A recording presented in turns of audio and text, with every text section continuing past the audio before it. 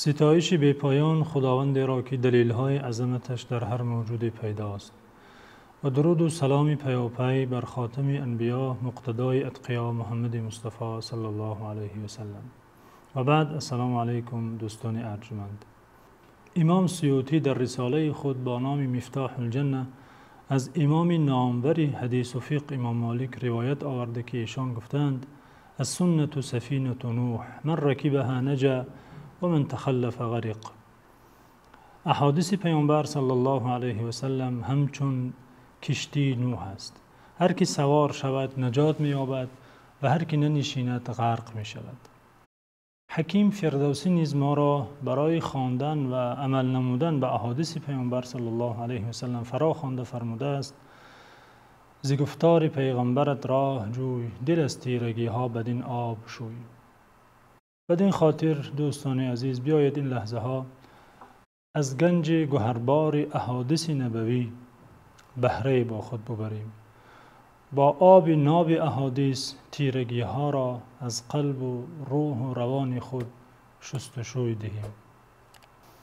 از پیامبر ارجمندمان درود و پیام خدا بر ایشان باد. هزارها احادیث صحیح با فضل خدا و با زحمت مردان راه روایت به ما رسیده است.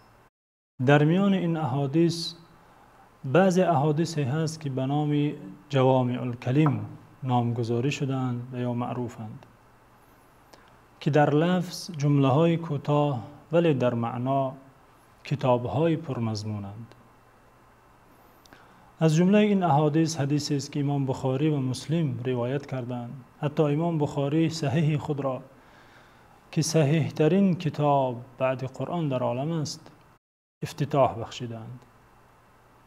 حضرت عمر از پیامبر صلی الله علیه و سلم روایت کردند که ایشان فرمودند: انما الاعمال بالنیات و انما لكل امرئ ما نوى فمن كانت هجرته الى الله ورسوله فهجرته الى الله ورسوله ومن كانت هجرته لدنيا يصيبها او امرأة ينكحها فهجرته الى ما هاجر الیه. یعنی همان و هر عمل وابسته به نیتش است و هر شخص آن چیزی را از ثواب و اجر به دست می آورد که نیت کرده باشد.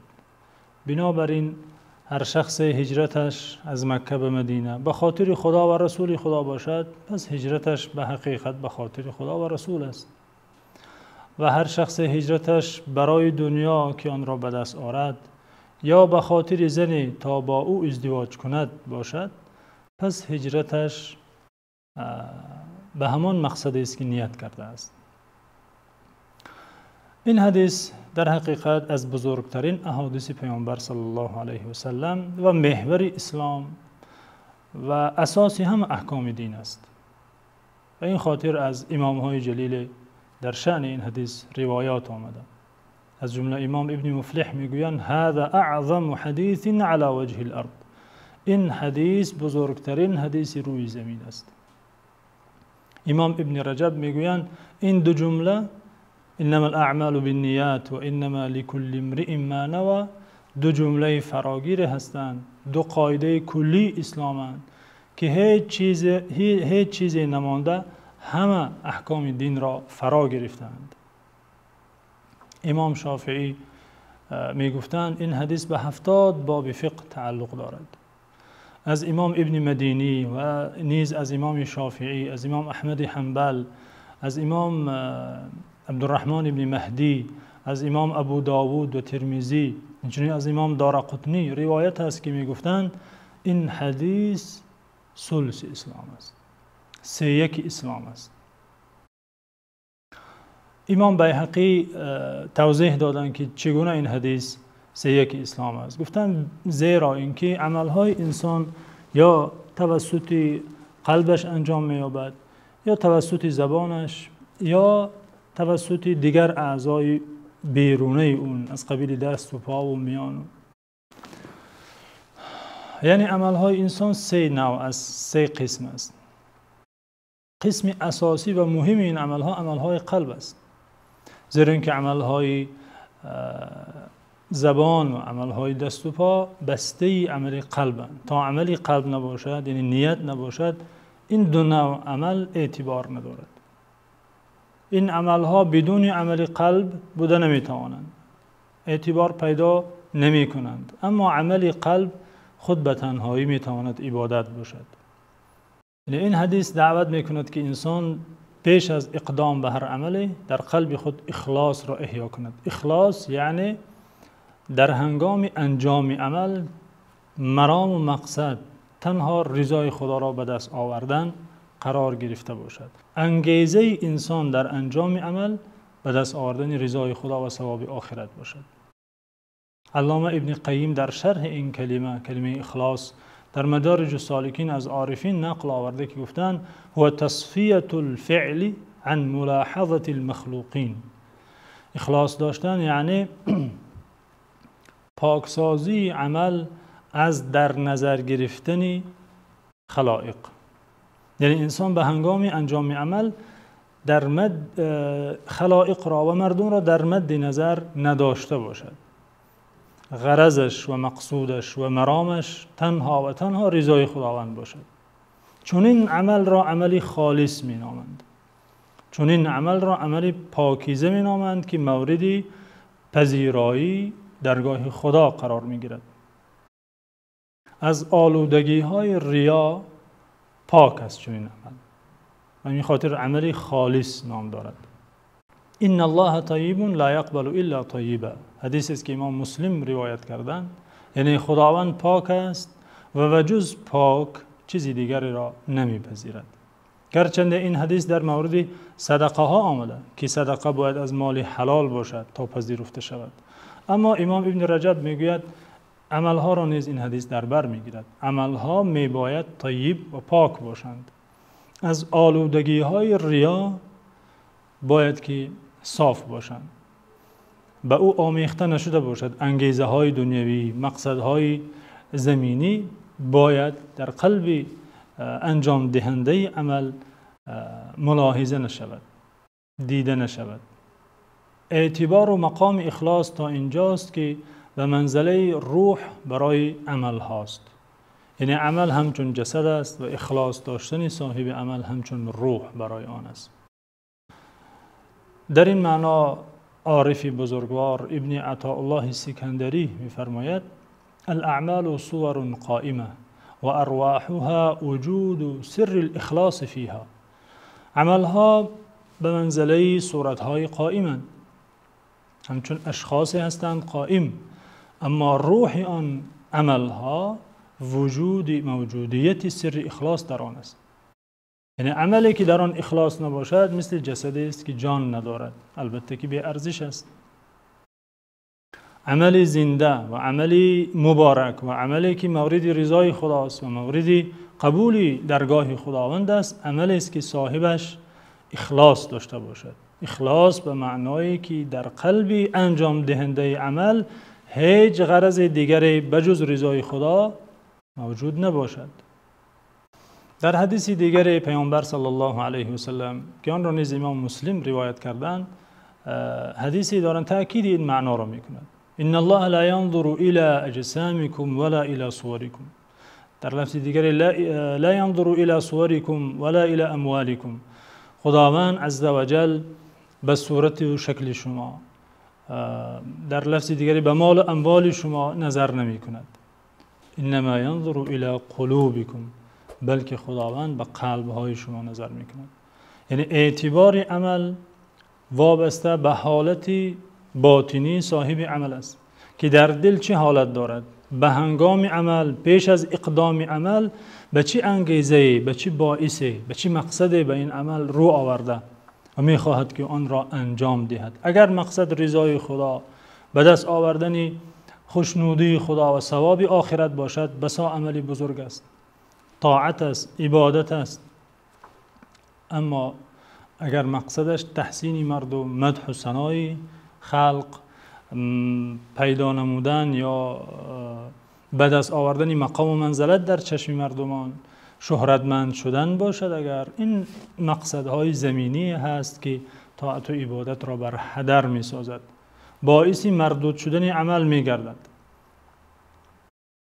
بنابراین در عملی که حتی اگر عملی خردم باشد، طاعت اندک هم باشد، اخلاص صاحبش قوی باشد، عملی است بزرگ در نزد خدا. و برعکس اگر عملی خیلی بزرگ هم باشد، صاحبش اخلاص نداشته باشد، غرض خدا نباشد، البته عمل بی ارزش است. امام ذهبی از امام بزرگوار عبدالله بن مبارک در سیر اعلام النبلا روایت دارند که میگوید رب عمل صغیر تکثره النیه و رب عمل کبیر تصغره النیه. چی بسا عملهای خرده هستند که نیت بزرگشان کرده و چی بسا عملهای بزرگ هست که نیت، یعنی نبودن نیت، خلالدار بودن نیت، خردشان کرده. و ما امروا الا لیعبدوا الله مخلصین له الدین. نه فقط امتی آخرین بلکه همه امتها را خداوند، این قانون عام خداوند است، من به جز عمل خالص چیزی دیگر را نمیپذیرم فرموده. با کارهای دنیوی انسان اگر شهرت خواهد، تحسین مردم خواهد، این چیز رخصت است، اجازت است. به یک نوع ورزش، به یک کسب و هنر، البته در دایره کارهای جایز و شریعت رخصت داده، اگر میخواهد شهرتمندی و تحسین کسب کند، باکی ندارد، اختیار دارد، باشد. اما از پشت انجام طاعت و عبادت، عملهای نیک که در آن ثواب وعده شده، انسان هم ثواب مد نظر گیرد و هم تحسین و شهرتمندی، این امکان ندارد و باعث می شود که عمل مردود و نامقبول گردد. در حدیث دیگری که امام ترمذی و ابن ماجه و امام احمد و امام ابن حبان روایت کردند، پیامبر صلی الله علیه و سلم از عدم اخلاص یا به تعبیر دیگر از ریاکاری هشدار داده فرمودند: اذا جمع الله الناس يوم القيامة اليوم لا ريب فيه نادى مناد من أشرك في عمل عمله لله أحدا فليطلب ثوابه من عنده فإن الله تعالى أغنى الشركاء عن الشرك. یعنی چون خداوند خلائق را در روز آخرت، در روز حساب که در آمدن آن شک و شبهه نیست، جمع نماید، منادی چنین ندا می کند: هر نفری که در انجام عمل با خداوند کسی دیگری را همراه نموده است، پس ثوابش را از همان غیر بخواهد، چون که خداوند غنی ترینی اغنیاست از شرک. همراه سازی را با خود در طاعت و عملها نمیپذیرد. البته آن غیر برای آن نفر نمیتواند ثواب و پاداش دهد. از این رو این حدیث برای هر نفر هشدار است، سپارش است که پیش از اقدام نمودن به هر عملی، پیش از وارد شدن به هر طاعتی، به هر کاری که میخواهد از آن کار ثواب به دست آورد، میباید قلب خود را تفتیش کند، حالت باطنی خود را تحلیل کند، قلب خود را پاکسازی نماید، تنها و تنها رضای خدا و به دست آوردن ثواب و اجر آخرت را مقصود و مرام خود قرار داده به انجام عمل اقدام نماید.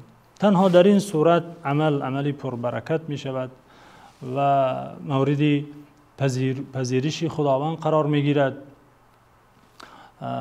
قرب حق از هر عمل مقصود دار، تازی تو گردد جلالش آشکار. عکس اخلاص این ریاکاری است، همان گونه که اشاره شد. و شخصی که در قلبش انگیزه های دنیوی دارد، از پشت طاعت و عبادت، تحسین مردم، شهرتمندی، کدام یک منافع دنیوی میخواهد به دست آورد، این حس باطنی او را ریا می نامند و چون این شخص را ریاکار گفته می شود که ریاکاری مذموم است، صفت ذمیمه است و خصلت منافقان است و سبب می شود که عمل مردود شود. عمل قطعا به نزد خدا مردود است، عملی که آمیخته با ریا باشد. پیامبر صلی الله علیه و سلم در آخر این حدیث طاعت از طاعتها را مثال آوردند. طاعتی که در آن زمان برای اصحاب بزرگترین طاعت بود، یعنی هجرت کردن از مکه به مدینه منوره. گفتن هر کی، این مجرد مثال است وگرنه هر طاعتی را میتوان جای این مثال زد. هر کسی که هجرتش به خاطر خدا و رسول خدا باشد، پس هجرتش همان هجرتی است که خدا خواسته. اجر دارد، مکافات دارد. اما اگر هجرتش برای دنیا باشد، برای تجارت باشد، برای ازدواج با کدام زنی باشد، پس هجرتش برای همان مقصدش است، برای خدا نیست. از آن هجرت امید ثواب و امید اجر نباید کند. این مجردی مثال است همان گونه که گفته شد. وگرنه هر نفری هر عبادت دیگری میتواند روزه جای این هجرت مثال زده شود، و یا نماز و یا حج، هر چیزی که باشد. نفری به خاطر رضای خدا حج میکند، نفری دیگری برای سیاحت، نفری برای خدا و حصول اجر و ثواب روزه میگیرد، نفری دیگر برای حفظ سلامتی. در هر طاعت امکان دارد که قصد و مرام و مقصد خدا باشد و آخرت باشد و یا منفعت از منافع دنیا باشد. برای قبول هر طاعت و عبادت دو شرط ضرور است. یکی این که موافق به فرموده خدا و پیامبر صلی الله علیه و سلم باشد. دیگر این که انجام دهنده آن در قلب اخلاص داشته باشد، نیتش نیت خالص باشد. تنها به این دو شرط، به موجود بودن هر دو این شرط، هر طاعت میتواند که مورد پذیرایی خداوند قرار گیرد. از خداوند مسئلت می نماییم که ما را در پاکسازی قلبمان یاری کند و ما را از جمله بندگان مخلصش قرار دهد. خدا یارتان.